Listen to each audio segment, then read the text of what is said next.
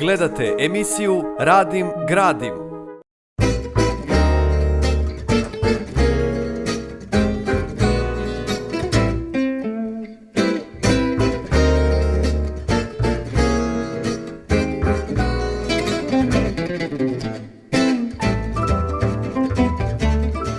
Na prvom sajmu Saveta zelene gradnje Srbije predstavilo se preko 20 vodećih svetskih stručnjaka iz 8 zemalja. Zvezda konferencije zelene gradnje Džeri Judelson iz Sjedinjenih Američkih Država, jedan od pionira lead standarda, autor desetine knjiga i najpoznatiji predavač zelene gradnje u svetu. Dobar dan. My name is Džeri Judelson. I'm an engineer from the United States, and I'm a fellow in the LEED system for green buildings, and I'm here as the guest of the Serbian Green Building Council. Well, for skeptics, I always say there are people who know the cost of everything, but the value of nothing. Green buildings are healthier for people who live and work in them. People are more productive.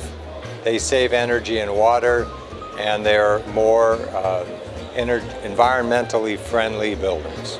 So that would be a simple, brief explanation. This is a worldwide movement in the commercial property sector. It's global in nature. And really, it's about doing what we do every day, which is we build, we occupy, we renovate buildings, doing it in a more user-friendly, environmentally friendly way without spending a lot of extra money, and that's the trick. It's easy to design a great building if you have unlimited budgets, but nobody does. And so in Serbia, you're just getting started, which is fine. Everyone has to start at some point, but you have a lot of strong capabilities of architects, engineers, construction firms. You can build on all of that. It's not as if you are beginning the school for the first time. You're simply learning how to take the skills and knowledge that you already have and apply it in a slightly different way. So the best way to persuade builders is to show them a successful competitor who's already done it. And we say that to imitate somebody is the best way to honor them. And so it usually starts with leaders. The more advanced companies do it first, and then everybody says, well, if I'm going to compete with those companies, I'd better do it too. And that's one way it starts. And the second way is you simply want to do the better thing. And so you go out and find what's the better way to do something. Nobody wants to use computers from 1995. Nobody wants to go back to before we had the iPhone and iPad. So green building is something that's here to stay, and nobody wants to be left behind in all sectors, whether it's the engineer, the architect, the constructor, the building management company, etc. So example is the way to spread it. Well, if you look around you at this fair, you will see already companies that have solutions. You will see people who are looking for solutions.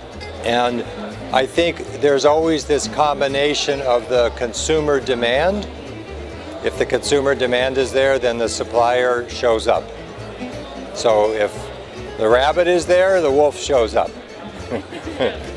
So if there's demand, you will get supply. And so that's what's really happened. And in the US, over the last 15 years, we were able to create the demand for green building, and as a result, many new building products came on the marketplace that were healthier. People learned how to design healthier buildings for the same amount of money. And so we said, gee, if I can do something better for the same amount of money, and there's demand, people will buy my house, people will rent my building, I'm going to do it. The simple marketplace dynamics. There's obviously a moral and ethical reason for wanting to do this, but the fact of the matter is people began to demand it, the suppliers responded, and so gradually you build momentum that way.